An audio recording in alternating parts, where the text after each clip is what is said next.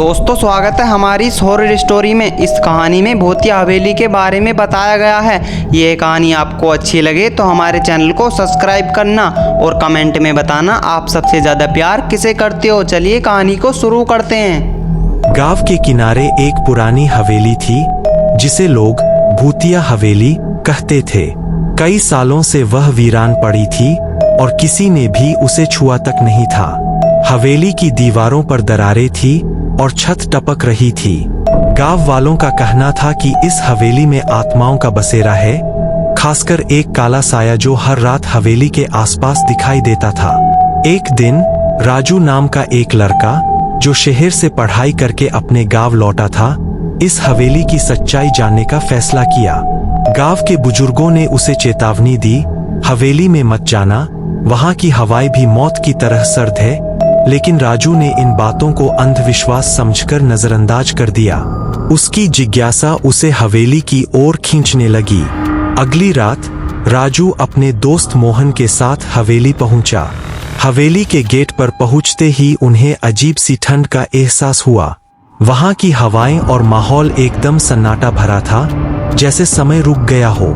राजू ने मोहन से कहा, डरने की कोई बात नहीं, यह सब मन का वहम है। दोनों धीरे धीरे हवेली के अंदर पहुंचे।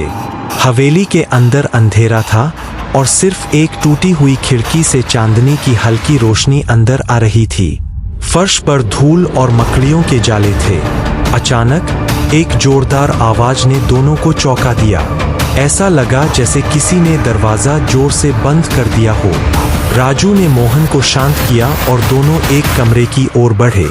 उस कमरे के अंदर एक बड़ा सा शीशा था जिसके पीछे कुछ हिलता डुलता दिखाई दे रहा था। मोहन ने हिम्मत करके शीशे के पास जाकर देखा, लेकिन वहां कुछ नहीं था। तभी एक ठंडी हवा का झोंका आया और उस झोंके के साथ ही एक परछाई उभर कर आई। काले साए ने अचानक उन दोनों पर हमला कर दिया। मोहन डर के मारे बेहोश हो गया, लेकिन राजू ने भागने की कोशिश की। हवेली के दरवाजे और खिड़कियां खुद ब खुद बंद होने लगे, जैसे कोई अंदर से उन्हें कैद कर रहा हो। राजू ने अपनी पूरी ताकत से दरवाजा तोड़ने की कोशिश की, लेकिन काला साया उसके करीब आता गया।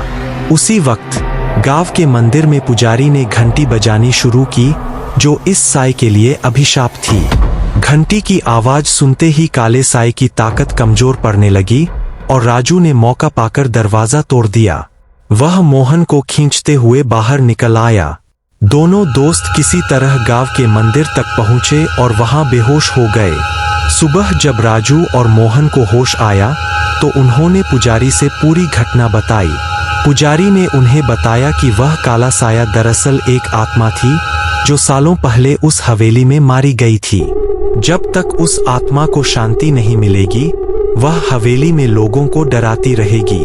पुजारी ने एक विशेष पूजा का आयोजन किया और हवेली में जाकर उस आत्मा की मुक्ति के लिए प्रार्थना की।